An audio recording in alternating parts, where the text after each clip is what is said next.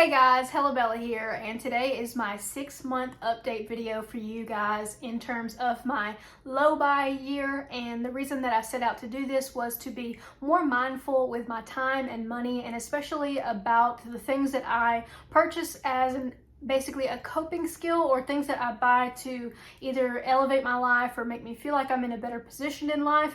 And this whole exercise has been really great because I've looked back on the last 6 months of my finances today, and I've really seen some patterns emerge that were not present last year. So I want to get into that in the video. I want to talk about what I've done successfully, what I would like to change for the rest of 2023, and just my overall perception of doing this no buy challenge and how it benefits me.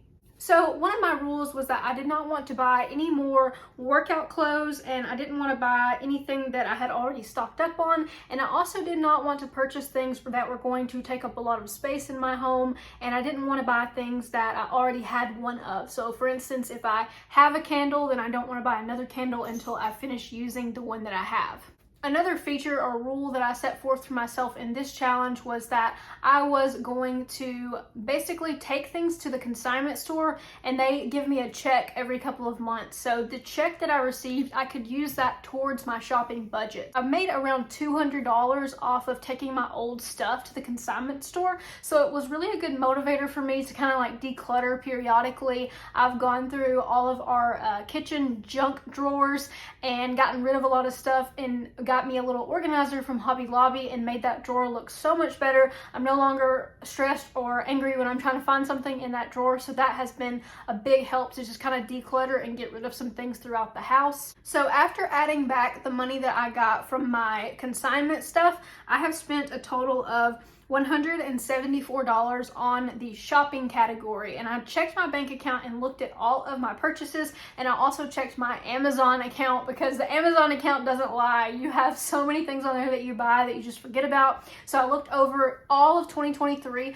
and I was really proud of myself. There was a lot of times this year where I have picked up things, put it in the cart, and put it back. And that's something that I wasn't doing as much because I wasn't being as mindful. I didn't have this accountability challenge going on. And so I think just being able to kind of still feel like I can go shopping, but that I don't have to complete all of those transactions, has really helped me mentally. So my average monthly spending was $30 a month. So for 6 months, I've averaged $30 a month in spending. Not bad at all. I also wanted to go over some of the things that I bought. I will say that most of the things that I bought in these past 6 months have been either consumable goods, which is like, products that I'm going to use up and I'm going to eventually be getting rid of, or they were more geared towards things like my hobbies or things that bring me joy, and instead of just being something that's like a short-lived thing, they were more meaningful purchases. So I'm going to go over some of the purchases that I made. I don't have a ton of stuff that I've bought. Looking at this, I'm very surprised by how little I've spent, because for some reason I was thinking that it was going to be a lot more than this.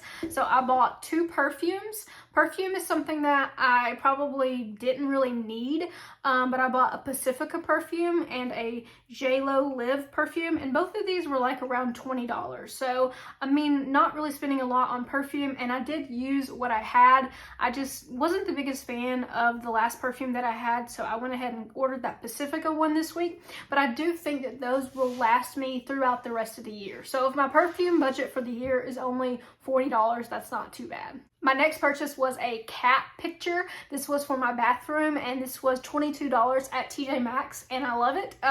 It makes me smile, and it's kind of quirky, and I really get a lot of enjoyment out of it.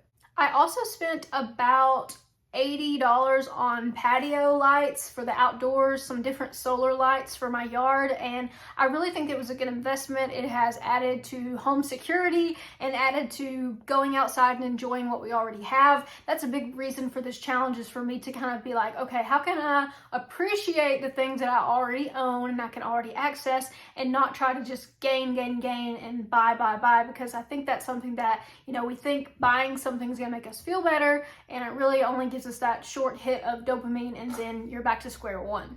So the past couple of months, I guess, I've been more and more into bird watching. My patio has become a bird sanctuary, and I'll show you a clip of that now. Let me show y'all what I like to spend my money on. Apparently it's birds and bird related accessories.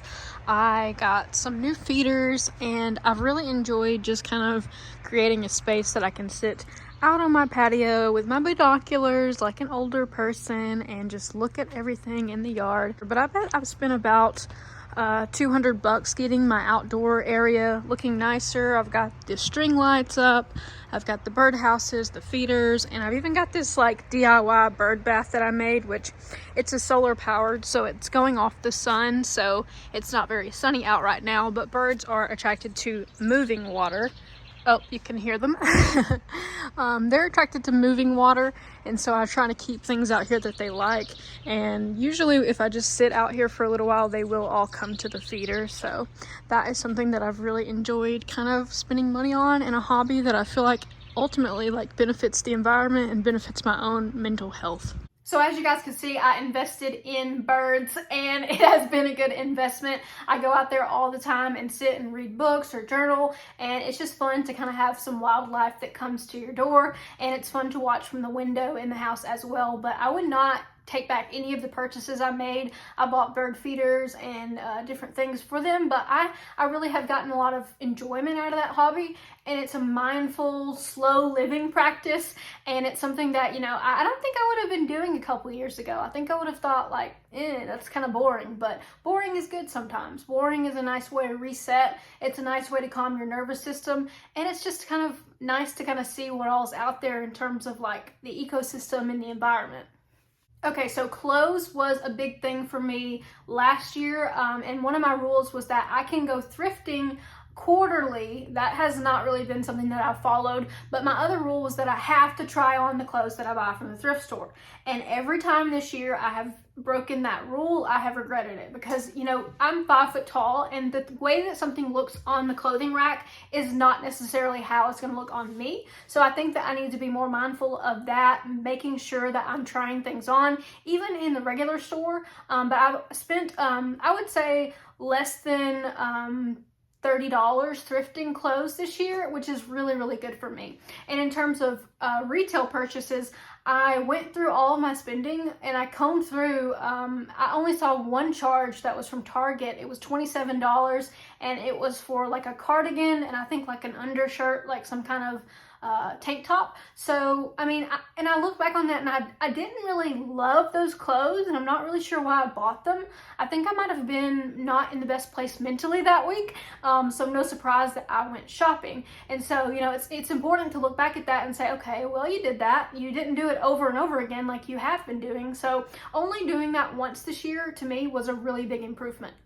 Okay, so I did switch from my regular purse to a fanny pack this year, and I am loving it because I was carrying around a Brahmin bag and it was heavy, it was bulky, and what had happened was I ordered another one. It was $416, and it arrived, and I opened the package and it had a little scratch on it, and I was like, I'm not paying over $400 for this bag if it's going to be scratched up before I even get to use it. So I sent it back, and I said, you know what, I'll just send that back and then I'll look for another purse. Well, what happened was we went to the beach and I was taking my fanny pack with me instead of my giant purse everywhere we went, because I would take my phone, my keys, my wallet. That's all I really need. And so I kind of got accustomed to that, and so I've just been taking the fanny pack with me. I have my purse like in the trunk of my car if I need anything else in it, but honestly, I really did not benefit from carrying all that stuff around. So accidentally becoming more minimalist as a part of this challenge, you know, I'll call it a win. So I spent $37 on some new photo tiles. I use these from Free Prints. They're just kind of like little tiles that you can stick on the wall. They're kind of like a canvas, but honestly, I think they're better quality than canvas. Sometimes if you get a canvas print, they get kind of grainy and they don't look the best. So I really prefer these. So I bought those, and then I also spent $22 on a photo album for us. And we went and we printed our pictures that we have, all the pictures that we've had from the last 2 years of being together, and we put it all in a photo album, because I'm like, what if like the grid goes down, or what if Facebook goes away, or what if Instagram goes away, and I don't want to lose all those memories. So that was kind of cool to kind of sit down and look at all of our photos of our trips and things, and a good reminder that like I don't have any pictures of stuff. I have pictures of us going and doing things and enjoying our life. So another just reminder that the purchases that I've made this year, pretty insignificant in terms of my overall quality of life.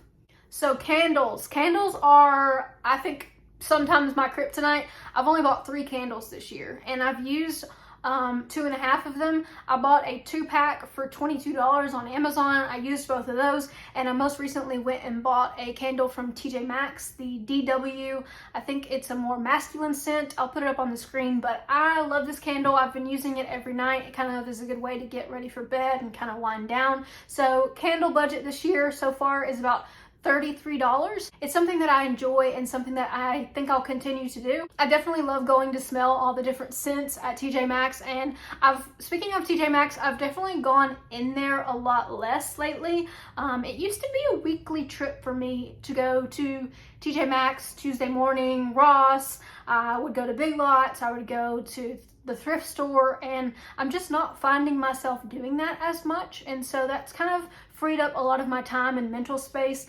And one thing that I think about in terms of like bringing all that stuff home, like picture when you get out of the car, you have to get the bags out, you have to take off all the wrappers, you have to find a place to put all of it, and then long term you have to think about like, where is this going to be for the duration of this product's life? Because I mean, if it's something that you don't use up, it's something that just sort of exists, you know, you have to think about like, where is this going to fit into my house? So not having new stuff to think about constantly has really helped free up a lot of my mental space. So things that I did not include on this list were home improvement items, grocery, books, and business related purchases. So things I buy for the house, like I'm not going to put that on this list, like air filters and things that I need to clean and things like that. But I have been, I guess, more mindful of those as well. One tip that I would give you guys is that if you're feeling that urge to just go shopping or go on Amazon, go around your house and be like, what do I need to restock? What is almost empty? What is something that I can buy that I know I was gonna have to buy anyways?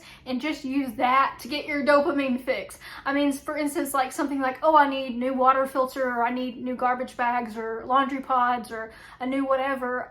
Use that and make yourself a little list, and you'll still get the process of going shopping, the process of buying something new, but it's something that you needed and it was a little bit more intentional. Looking over this list, it looks like a lot of the things that I bought were more geared towards enjoyment and fulfillment, and not so many like one-off items that I just don't have a place for. Honestly, decluttering and getting rid of stuff makes you more clear on like, okay, this is a waste of money. And this challenge for me is it's not about money, it's about like time and intention. But in terms of the money, I've definitely saved money this year and been able to put that money towards things that would serve me better. So just kind of looking at it from all the different perspectives, I guess. I love the fact that I've done this challenge for 6 months. There were some times that it was on the back burner and it was not as important to me, but overall I have kind of continued the habits, and it hasn't been as hard as I thought it would. I thought that I would have to police myself a lot more, but I've sort of just gradually laid off of the spending. So while I was combing through my bank account, I did look at some other categories. My alcohol spending for the last 6 months was $200, including Ubers. So a couple years ago, I was spending $200 to $300 a month on alcohol and drinking. I'm pretty sure I had a drinking problem, but it was in style at the time, I guess, so I wasn't super focused on changing any of it, but just not going to the bar has saved us so much money, because we can easily spend $100 on one night out. So only spending $200 for the year, I think, is a huge win. And in addition to that, my medical spending, just another category that I like to keep a watch on. Some of the things that I count as medical are my Ozempic shot that I have to pay out of pocket for, as well as different supplements and things like that. So, and it also includes my health insurance. But so far this year, I've paid $1,370 for medical. So that's about $230 a month on medical, which is cheaper than what I was paying last year, because I had so many different procedures done. And I'm having procedures done this year, but it seems like my insurance is a little bit better. So overall, happy with that. One of my big goals is to pay off my car. I only owe for my car. I don't have any other debt. So I have $8,263 to go on paying off the car. And I do think that, you know, I should be able to do that within the next year or so. I'm not in a super big hurry because it's good for me to have something that I'm making payments on in terms of building credit, because I've just never had loans. So that's kind of my bigger goal. Some of my other mini goals, I guess, would be to save up money to do projects around the house. We were looking at moving to the beach, and we looked at houses, and we did not like the price. We did not like the interest rates, and we did not like the monthly payment. So we're going to be holding off on that for the time being, but we are still saving. Another thing that I've kind of been interested in is finding a house with some land.